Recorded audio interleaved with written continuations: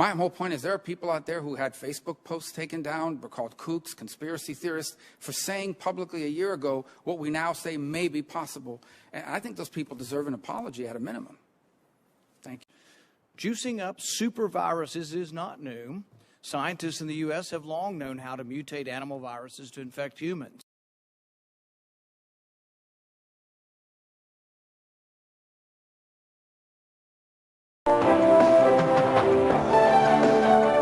And you're on the right side. And I'm your host, Armstrong Williams. Thank you so much for joining us. It's controversial today. Let's get it rolling. Let me read for you. New author Boyd E. Graves exposes African AIDS Holocaust and state origin. Boyd E. Graves' Juris Doctorate exposes the shocking evidence of a century-long national obsession with biological ethnic genocide. Woo! He joins us, along with our residential physician, Dr. Vaccaro, who has been with the right side for years, and he joins us for this provocative discussion. So the government created AIDS. That's exactly correct. Spread it. That's exactly correct. To basically minorities, African Americans. Primarily Africans. Africans, not African Americans. And also African Americans, of course. But the Which government? The United States government, in conjunction with a few other governments around the world. What other governments around the world? Well, actually, in 1974, they met, the world population met in Bucharest, Romania for a world population conference. Many of the governments, even those of Africa, were there. And they did, at that time, decide on a population reduction, population control. So Africa was plan. a part of this? Absolutely. Oddly enough, though, the leaders in Africa at that time, many were puppet dictators. And so, in a sense, there were no true governments in Africa, but they did join in on the plan to cull their populations. Their credentials, sir? My credentials are is that I'm a graduate of the United States Naval Academy, as well as a graduate of law school. I'm in my third year as an International Medical Research Director for the International Medical Research Foundation, the Common Cause. But you're not a physician? I'm not a physician as such, no. Continue, please. Yes, the U.S. Special Virus Program began in 1962 and persisted for the next 15 years until 1978. It produced 15 yearly progress reports of the program, which detail nearly every experiment and every contract. We have also found the budget for the program. They spent $550 million to make the HIV enzyme, and that investigation is currently underway with the General Accounting Office. This special virus program is for the purposes, whether it comes through sex, whether it comes through the air, there appears to have been a federal program that made a virus. No. Now you're saying there appears to be. Well, there's you were proof. It's absolute. Proof or not? There's so absolute evidence of a federal virus program, sir. Let me state for the record what the information is. Okay, for the record. The U.S. Special Virus Program began officially in 1962 and ended in 1978. It produced 15 of these progress reports, some of which are some 400 pages apiece. It details every experiment and every contract, and it also has a flowchart document, a blueprint to develop to develop a virus that depletes the immune system. How long? We want this program reviewed, sir. How long? I don't believe that any nation, and especially the United States of America, introduced the virus into Africa. And I don't think our philosophy of government, our philosophy of morality, sustains the belief that our government, or any person in this government, is waging a war against minorities, and especially African Americans and native black people.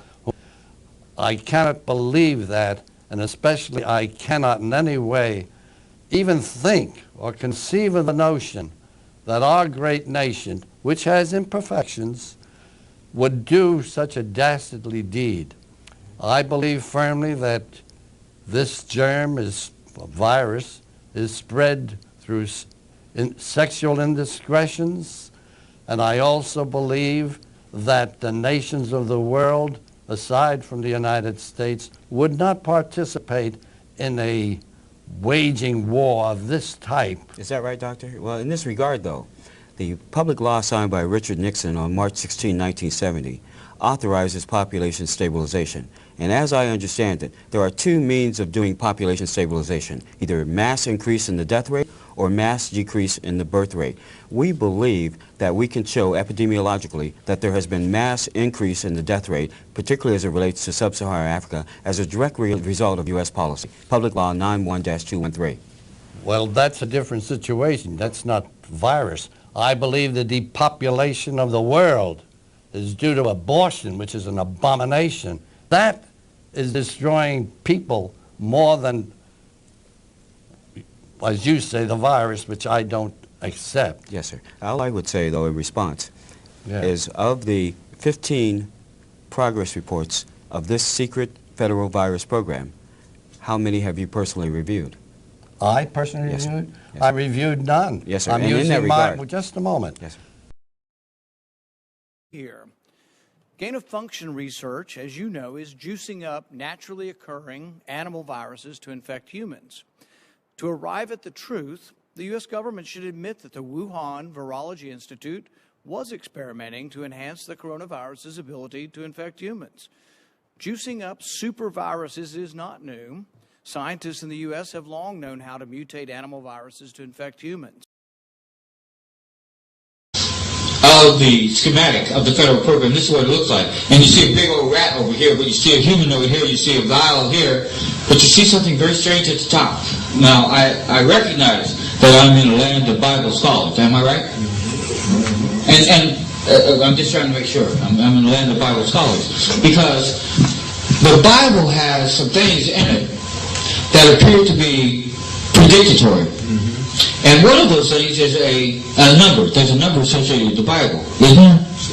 666? Well, I'll show you something how heinous this government is. On the cover of this U.S. special virus program are these little microplasmas here at the top of the noon hour. And they are six-sided figures, correct? And there's 3 sixes there? 666 at the noon hour of the U.S. Special Virus Program. That's how in your face this federal program is. 666 at the noon hour of this federal program. That is just how heinous this federal program is. Now you're looking for your 666? Well, now you done found it. And now that you done found it, it's time for you to do something about it. Or what? The beast wins? It appears to me I don't want the beast to win. That this federal program needs to be reviewed now that I know that you got 666 on the cover.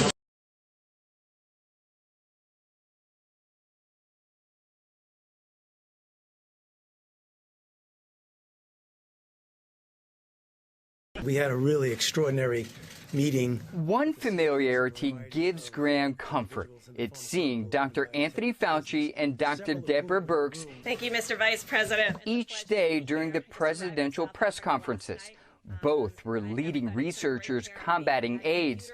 Today, they're guiding us through the coronavirus. These are two. This would not be the first time, if it happened, that a vaccine that looked good in initial safety actually made people worse. There was the history of the respiratory syncytial virus vaccine in children, which paradoxically made the children worse. One of the HIV vaccines that we tested several years ago actually made individuals more likely to get infected. Mike, welcome to the show. We appreciate you being on tonight. Thanks for the invitation, Joe. Okay, let's talk about the rat of the week. Why is Bayer Corporation the rat of the week? Internal documents show that after this company positively, absolutely knew that they had a medication that was infected with the AIDS virus, they took the product off the market in the U.S. and then they dumped it in France, Europe, Asia, and Latin America. The medicine's called Factor VIII. It was an injection medicine that was used for hemophiliacs, mostly children. Children had been born with an incurable disease. Hold on, Mike. So, hold on. So you're telling me that Bayer knew that this drug was infected with the AIDS virus, they yanked it from the market in America, and then they dumped it in markets overseas? They had to figure out a way, Joe, to make a profit on a product that they could not sell in America. So they made a huge profit. They dropped the product in Japan, Spain, and France. By the way, Joe, government officials in France that allowed that to happen actually had to go to prison for it. In America, not one corporate executive for this company has been indicted or even criminally investigated by our Justice Department. Why not? You're telling me that these people that dumped this AIDS-tainted blood in foreign countries, who killed children, have not been taken to task in the United States? It's worse than that. The U.S. government allowed it to happen. The FDA allowed this to happen. And now the government is completely looking the other way. Thousands of innocent hemophiliacs have died from the AIDS virus. And not only they're dying, their family members are dying because they're becoming infected with the disease. This company knew absolutely that they had a problem with the product. They knew that it was infected with AIDS. They dumped it because they wanted to turn this disaster into a profit. Mike, I want to read to you what Bayer told the New York Times about this scandal. They said Bayer behaved responsibly, ethically, and humanely. Decisions made nearly 2 decades ago were based on the best scientific information of the time and were consistent with the regulations in place. That sounds like a lot of legal mumbo-jumbo. Now, you say you have internal documents that show that they knew that this drug they were dumping was tainted with the AIDS drug? Or the AIDS virus? The documents show that there was no question that this company absolutely understood the risk, that they knew that it was contaminated. It wasn't a possibility. They knew it was contaminated. Americans were dying from the product before it was pulled off the market. The only reason it was pulled off the market is because lawyers found the documents and showed it to the government, and finally the government said, you can't sell it here, but then the government allowed them to dump it in Spain, France, and Japan. That's amazing. That's just amazing. Well, I want to read to you what the New York Times said, and this is an investigation that they also did, and they said the federal government was part of the problem while the Food and Drug Administration told the company not to ship the drugs overseas. The man responsible for the drug supply, quote, asked that the issue be quietly solved without alerting the Congress, the medical community, and the public. This is a cover-up, and our Congress is not doing anything. What should Americans do? This is utter madness. This is science gone absolutely mad. The shape of the coronavirus spike protein before the virus meets our cells is what triggers the most protective antibody response. So Keith must make the spike protein in the lab, locking it into exactly the same shape by adding another protein that acts a bit like a clamp. And that protein is a tiny fragment of HIV. The reason we chose this protein is because it's so well understood. It's a highly stable structure. There is absolutely no risk from this type of vaccine. There's nothing that makes HIV replicate. Fucking rubbish.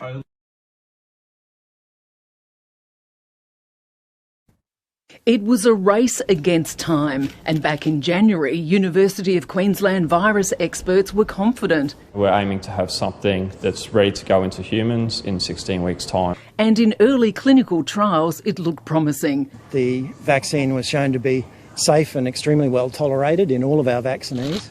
216 people in all. The problem was the use of an HIV protein used in the molecular clamp technology. It was a small fragment of HIV, and scientists were aware of the risks of false positive results. There was a theoretical risk of this, we thought, albeit a very low risk.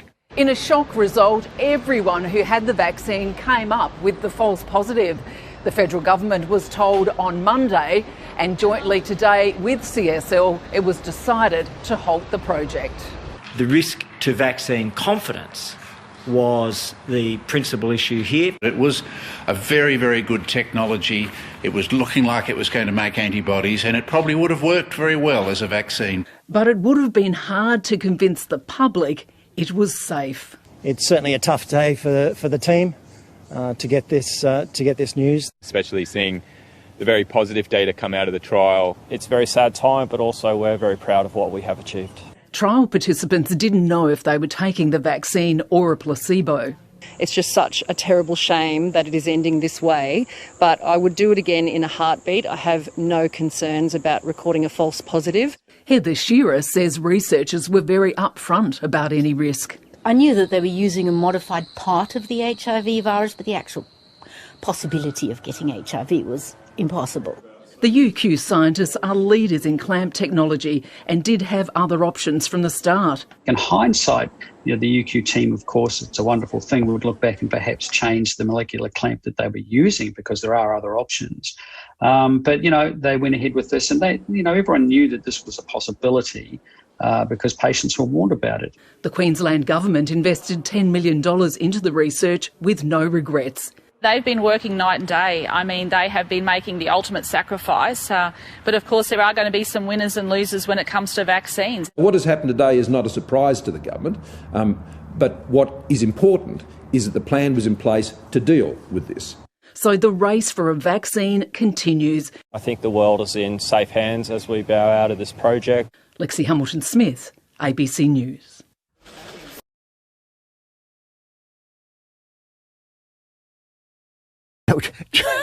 Chuck Todd is on NBC. Chuck Todd can't figure out why people are losing faith in our institutions. He can't imagine why people are losing faith in our institutions while he lies and while he encourages lies from Fauci. So here's the interview. What is your level of concern that we're going to discredit public health officials to the point of, look at Russia. They actually have a good vaccine, and none of their citizens will take it because they don't trust their own government. Right. It's very dangerous, Chuck, because a lot of what you're seeing as attacks on me, quite frankly, are attacks on science. Because all of the things that I have spoken about consistently from the very beginning have been fundamentally based on science.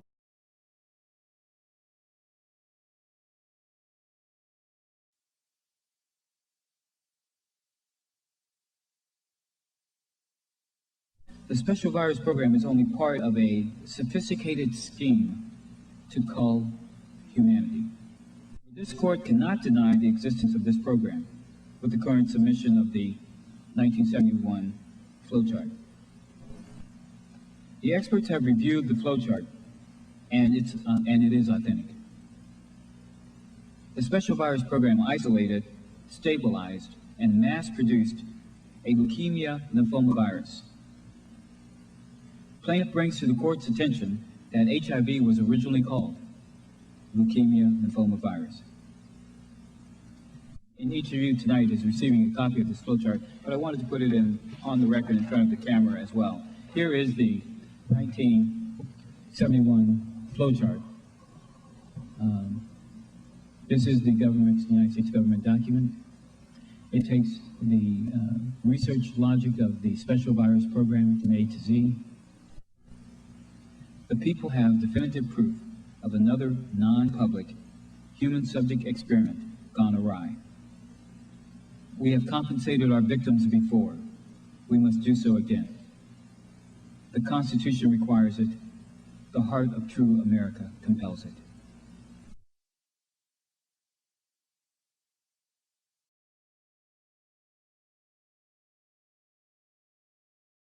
Save a life. Yeah, y'all ain't right. The U.S. Special Virus Program, anyone can access it through the World Catalog database. You call your librarian, ask her or him to look into the World Catalog database and put in Special Virus Cancer Program.